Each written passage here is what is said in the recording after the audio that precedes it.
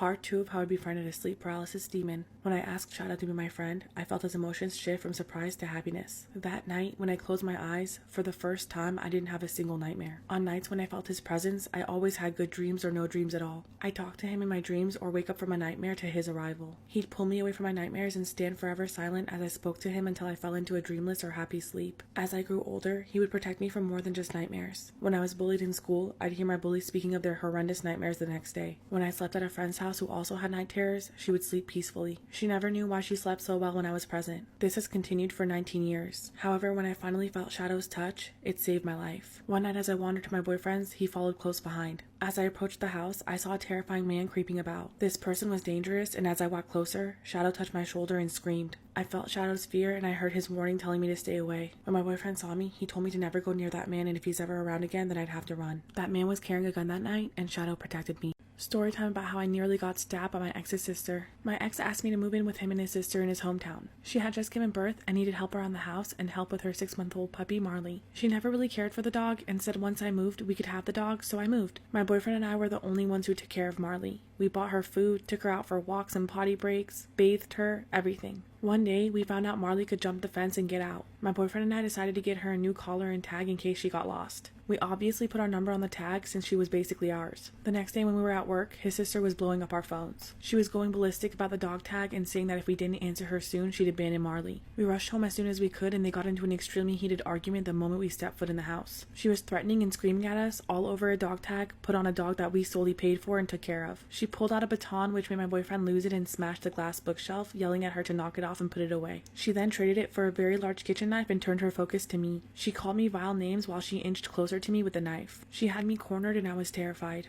Part 2 of how I nearly got stabbed by my ex's sister. As she got closer, my boyfriend made sure to step in front of me while breaking more things and telling her off. I started videotaping and I called the cops. Once she saw that I had called the police and videotaped her, she put the knife away. However, she kept threatening us and swung on both of us. My boyfriend put her into a light headlock and held her down to get her to calm down while I screamed at him to let her go. This was all happening in front of her 4-year-old and the newborn baby. The kids were screaming and crying, the dog was scared, and I was scared. She threatened to put a hit on me for ruining her family. Luckily, their mom ended up arriving and splitting everything up. When the police came, we all got questioned separately. She was trying to get my boyfriend arrested for assaulting her since he had pinned her. Luckily, I showed them the videos and told them where she had put the weapons. With all the evidence against her, they realized that my boyfriend was just trying to protect us. Nothing came of it, but we weren't allowed to go back to the house without a police escort. We grabbed all of our belongings and moved to my parents' house, which was 5 hours away. Everyone except me got over it, but she never apologized and she gave the dog to her friend. I eventually broke up with that boyfriend because he had major anger issues and he was a cheater. I'm happy I never have to deal with them again. Storytime about how my roommate tried to steal my boyfriend. When I was 18, my parents told me that I had to move out. I found a really nice apartment that was pretty spacious, but I definitely couldn't make rent on my own. I put out an ad for a roommate and found a girl named Jenny who seemed really put together. When Jenny moved in, everything was fine. We got along well, but didn't overstep any boundaries. When the pandemic hit, my boyfriend started staying over more. Jenny didn't have a problem with this, as we had plenty of room and didn't bother her. Over time, I started noticing little things Jenny would say and do.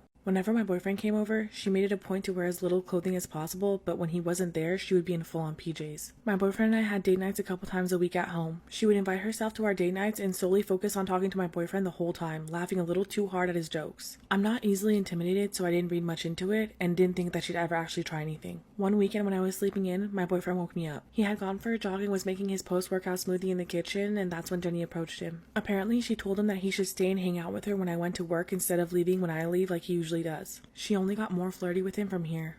Part 2 of how my roommate tried to steal my boyfriend. My roommate Jenny continued passively flirting with him. One morning, she came into the kitchen wearing one of his t-shirts that we put in the wash the previous night. When I asked her about it, she said she didn't know that it was his and she found it in her laundry basket. She changed and threw the shirt at him with a smile. A few nights later, she sent him a picture on Instagram in her bra and immediately apologized, saying she sent it to him on accident. He quickly sent me the screenshots of the messages. The final straw was when she tried to make a move on my boyfriend one night when I was running late from work. He was waiting for me in my room when she barged in intoxicated. She tried to straddle him and kiss him, but he quickly pushed her off. When I got home and confronted her, she flipped out and started cursing me out. She locked herself in her bedroom the rest of the night and wouldn't come out to talk to me. The next morning, I told her that she needed to move out. The following month she did, but that didn't stop her from taking a final shot at my boyfriend. She messaged him on Instagram and asked him to come over to her new place. She said she would keep it a secret and would do anything he wanted. Obviously, he showed me and I posted the screenshots of her thirsty ass and tagged her. She got flooded with messages about being a homewrecker and she deleted her social media accounts. Luckily, I haven't heard from her since.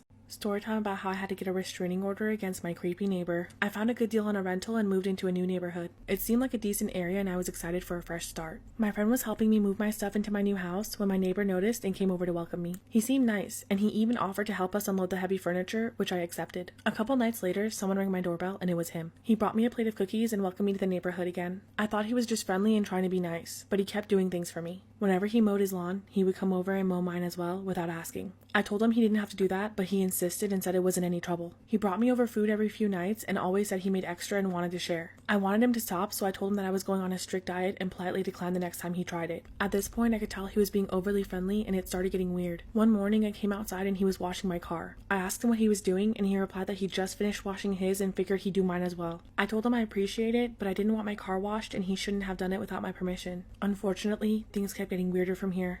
Part 2 of why I had to get a restraining order against my creepy neighbor. My new neighbor kept doing unwanted favors for me. Whenever I asked him to stop, he would just ignore me and do it anyway. It got creepy when I got a package in the mail that I didn't order. It was a new keyboard that I was talking about getting myself for Christmas in my live stream on Twitch a few nights prior. No one on my Twitch stream had my address. Upon further inspection, there was a note inside the box that said, "Here's that new keyboard you were talking about, from your neighbor Jim." I never told Jim about my Twitch account, and I had no clue he watched it, which led me to believe he'd been looking me up online. I was super creeped out at this point and was going to tell him to leave me alone for good the next time I saw him. The last straw was when I came home from work and this man was hanging up Christmas lights on my house for the holidays. I was shocked. I got out of the car and immediately went off on him. I threatened to call the police and get a restraining order on him if he didn't leave me alone. Apparently, he didn't get the message because he sent me flowers with an apology card the next day and tried to contact me on 3 social media platforms. I contacted the police when he wouldn't stop and filed for a civil harassment restraining order. After this, Jim stopped, but I still ended up moving a couple months later to get away from him. This is why you need a security system for your house. A few years ago, I was renting a house in Northern California. The neighborhood was just outside of the suburbs. It seemed like the perfect balance of having space and having nice neighbors close enough not to feel isolated. The area had no streetlights, so it was very dark at night, but it didn't bother me. I got home from work one evening in midwinter. It was a cloudy night, so pulling up, I only saw what my headlights and porch light illuminated. When I got to my car, I caught a car passing us. There was a fence I had never seen before